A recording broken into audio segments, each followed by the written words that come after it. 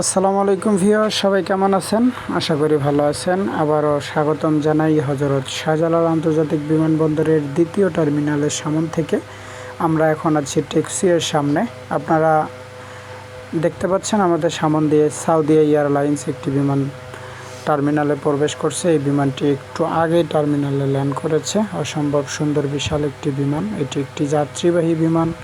বিমানটি আকারে বিশাল বড়, দেখতেও অসম্ভব সুন্দর। পাশেই দেখতে পাচ্ছেন আরও একটি বিমান, ওমান এয়ারলাইন্স। এটি একটু আগে ল্যান্ড করেছে, এখন টার্মিনালে প্রবেশ করবে। আপনারা দেখতে পাচ্ছেন বিশাল একটি বিমান। এটিও কিন্তু দেখতে অসম্ভব সুন্দর, একটি ওমানের যাত্রীবাহী বিমান।